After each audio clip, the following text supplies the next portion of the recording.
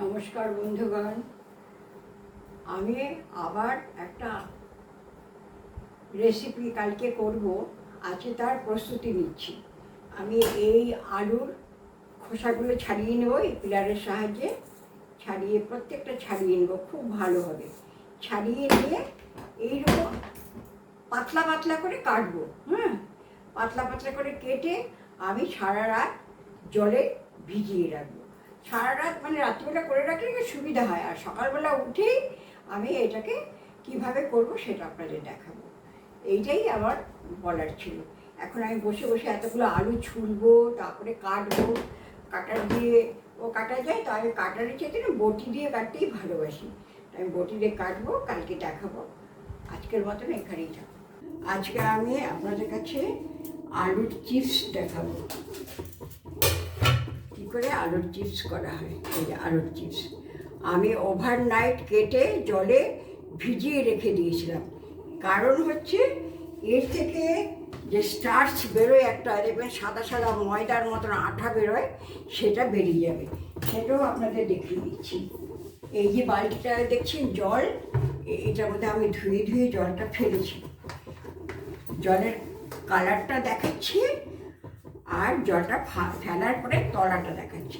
এই দেখুন জলের রঙটা দেখেছেন তো, এর তলায় না থিতু হয়ে ময়দার মতন একটা পিণ্ড জমা হয়ে আছে। এটা আর একটু থিতু হোক, তখন আপনাদেরকে দেখাবো।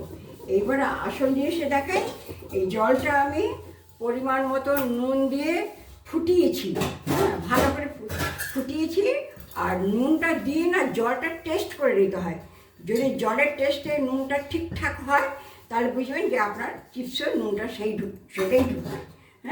তা আমি জল আমার টেস্ট করা হয়ে গেছে, জলও আমার ফুটে গেছে। এইবারে এই দেখুন, এখন যে আলুটা একদম পরিষ্কার জল। এই আলুটা এবার আমি এর মধ্যে দিয়ে দেবো। এটা একটা ফুট দেবো, বেশি না, কারণ জলটা আমার ভালো ফুটানো আছে। একটা ফুট দেবো, আর তার বেশি নয়। এর মধ্যে একটু ভিনিগার দেবো, আর একটু লেবুর রস দেবো, আর সামান্য একটু খাবার সোডা দেবো। আগে বলে রাখলাম, না তার পরে ভুলে যাই। আচ্ছা, আলুটা দিয়ে দিই। অনেকটাই করেছি আমি, রাত্রিবেলা কেটে রাখি 10টার সময়। এই দেখুন একদম পরিষ্কার জল। এবার আমি এই যে আলুটা দিয়ে দিলাম, এবারে হাফ মানে এইটা হাফ চামচই, এটা মাথাটা দেখবেন কাটা, এই যে কাটা, মাথাটা ইয়ে নয়, ফুল চামচ নয়, মানে টিস্পুনও নয়, এটা টিস্পুনের কম।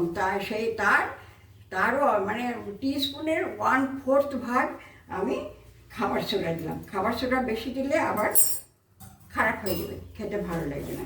একটু খাবার সোডা দিলাম। দেখুন আমি আন্দাজেই দিচ্ছি। এই হাফ কাপের মতন আমি একটু ভিনিগার দিলাম।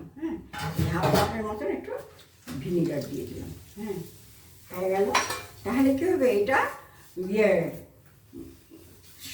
আলুটা কালচে হবে না, সাদাটে হবে, আর এটা সংরক্ষণ করতে সুবিধা হবে। আর আমি আরেকটা অ্যাড করছি, আগে এটা দিতাম না, কিন্তু এবারে আমি ভাবলাম একটু লেবু ঘরে যখন আছে, তখন লেবুর রস দিয়ে দিই, তাহলে একটু টক টক ভাব হবে, খেতেও ভালো হবে। এই জন্য আমি দুটো লেবুর রস চিপে দেব।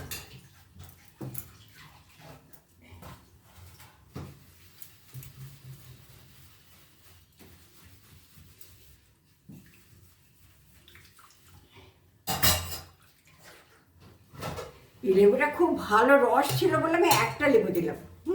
এবার এটা যখন ফুটবে, ঢাকা দিয়ে দিই। যখন ফুটবে তখন ওটা গ্যাসটা অফ করে দিয়ে জলটা ঝরিয়ে দেবো। জলটা ঝরিয়ে দিয়ে ছাদে গিয়ে আবার দেখাবো কিভাবে মিলছে। এই যে আলুর জলটা আপনাদের বলেছিলাম না দেখাবো। এই দেখুন, ঘোলা জলটা ফেলে দেওয়ার পরে তলায় এরকম আলুর স্টার্চটা বেরোবে। এটার মধ্যে এবার একটু কমই বেরোবে, কিন্তু অন্যান্য আলুতে অনেক বেরোয়। এই দেখুন বার্লির মতন, এই বার্লির মতন। এই হাত দিয়েও দেখাচ্ছি আপনাদের, যেন এই যে বার্লি, একদম বার্লি। এই স্টার্চটা থাকলে পরে চিপস ভালো হয় না। এটাকে ওই জন্য করে এমন যেন বার্লি, মানে চাল গুলিয়ে ইয়ে করে দেওয়া হয়েছে। এই জন্য আমি এটা ওভারনাইট ভিজিয়ে রাখি, তারপরে ভালো করে পরিষ্কার জল দিয়ে ভালো করে ধুয়ে তারপরে ওইটাকে এই জলটা ফেলে দিই।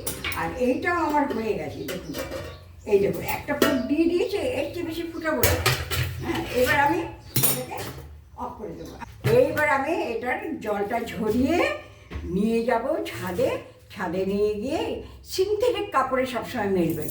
সিনথেটিক কাপড়ে মেললে না ঝটপট শুকিয়ে যাবে আর পটপট উঠে যাবে, আপনার কোনো প্রবলেমই হবে না। বা পলিথিন যদি থাকে আপনার পলিথিনের মধ্যে দেবেন, কিন্তু কখনো স্টিলের থালা বা অ্যালুমিনিয়ামের থালা দেবেন না, তাহলে তুলতেই পারবেন না। হ্যাঁ, আর তেল মাখালে তো জিনিসটা ভালো হয় না।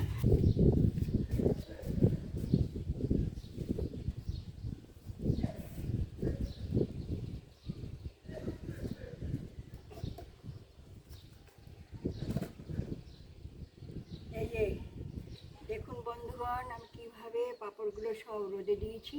হ্যাঁ, আবার একটা নেট দিয়ে ঢাকা দিয়ে দিয়েছি। এই যে একটা নেটের কাপড়, কালকে আপনাদেরকে দেখাচ্ছিলাম যে এই কাপড়টার মধ্যে আমি রোদে দিয়েছিলাম আর এই নেটটা দিয়ে আমি ঢাকা দিয়েছিলাম। তারপরে আমি সব কিছু তুলে এই যে এতটা চিপস হয়েছে। এইবার আমি চিপসটা দুটো রোদ খেয়েছে, একদম ভালো একদম ঠনঠন করতে যাবে। আওয়াজ শুনতে পাচ্ছেন? একদম পারফেক্ট শুকিয়ে গেছে। এইবার আমি একটু হোয়াইট তেলে ভেজে নিয়ে আসবো, তারপরে মশলা গুঁড়ো মাখিয়ে, যেরকম গোলমরিচের গুঁড়ো টুড়ো মাখিয়ে খাবো, আপনাদেরকে দেখাবো। এই যে আমি চিপসগুলো নিয়ে এসেছি, এই চিপসগুলো একটু ভেজে তুলব চায়ের খাওয়ার জন্য। আচ্ছা, তেল হোয়াইট তেল দিয়েছি, হোয়াইট তেলটা গরম হয়ে গেছে। এইবার আমি অল্প অল্প করে দেব, দিয়ে একটু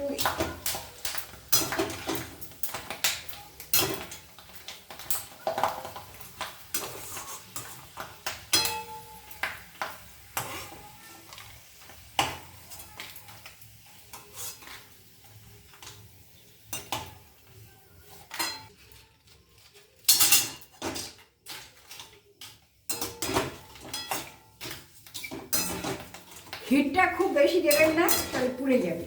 আমি কিন্তু তেলটা গরম করার পরে সিম করে দিয়েছি। সিম করে দিয়ে এই যে ভেজে দিয়েছি।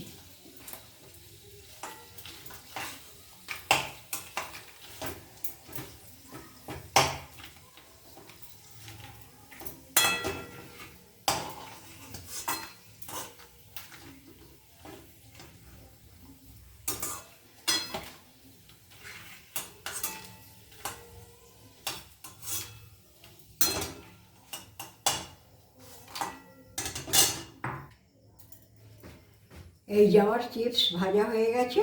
হ্যাঁ, এইবার আমরা একটুখানি গোলমরিচের গুঁড়ো টুড়ো দিয়ে খাবো।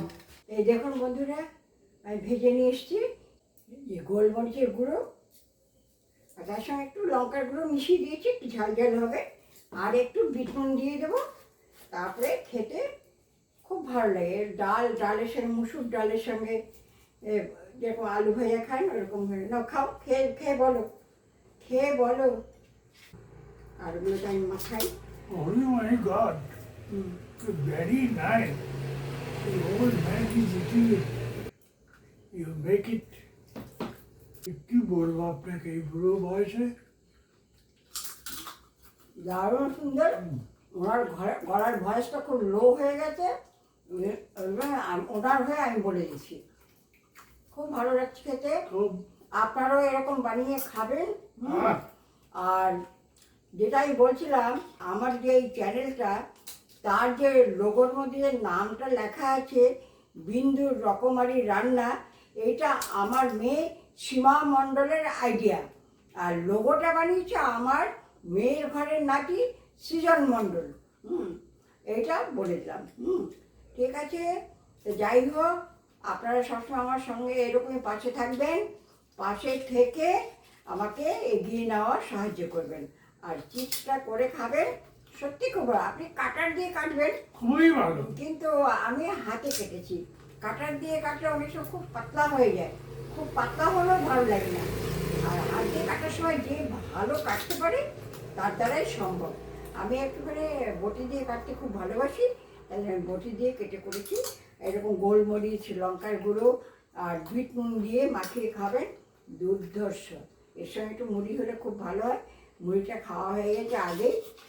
অনেক রকম ফোন আসে, এ আসে, সে আসে বলে একটু দেরি হয়ে গেলো বানাতে আমার। ঠিক আছে, ওকে।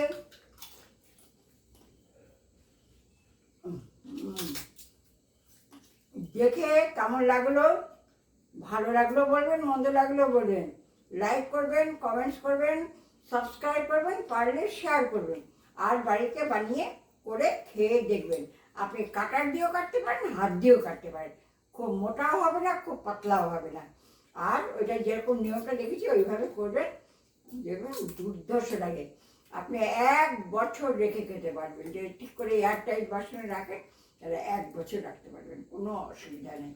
ওকে, থ্যাংক ইউ, গুড নাইট।